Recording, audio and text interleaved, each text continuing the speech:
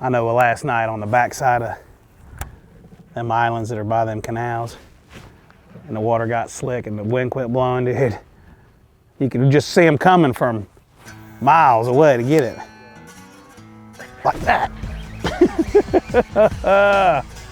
It is so much fun. If you haven't played around with a swim jig much, there's no cooler bite just to be reeling that thing along and just, they get it. And when they get it, they typically really get it. It's almost like you got to get these fish jump started. Look at that. There's got to be somebody on the backside of that island. I mean, that was kind of one of them perfect deals. You've seen just how I was shaking that rod and fluttering it, just kind of keeping it as slow as possible. And he got it.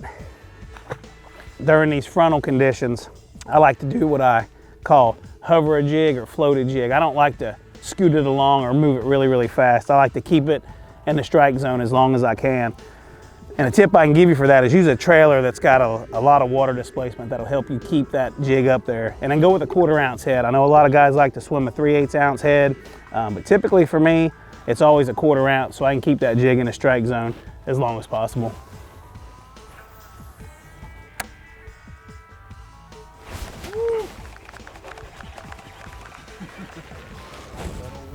Three for 0, 0 for 3, however you want to say that.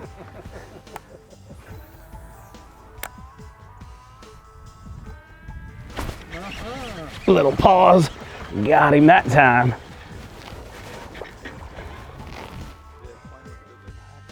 You know, that fish right there is a prime example of, you know, you watch that fish come up there and wake after it, and just, you watched me. I mean, I anticipated that fish coming and I set the hook and I whiffed him. I mean, I totally missed him. And you notice I threw right back in there and got back on that fish. And the tip is here is the faster you can get back on those fish, the better off you're gonna be, because typically they're kind of in there like a cat, like looking around like, hey man, where'd that thing go?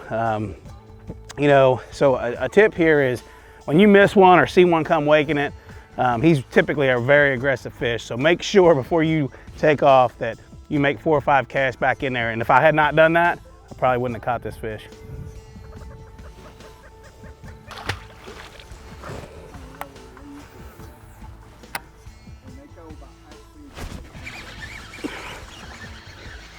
Always, always, always make that follow-up cast. I mean, if you don't make that follow-up cast, you're absolutely lost your mind.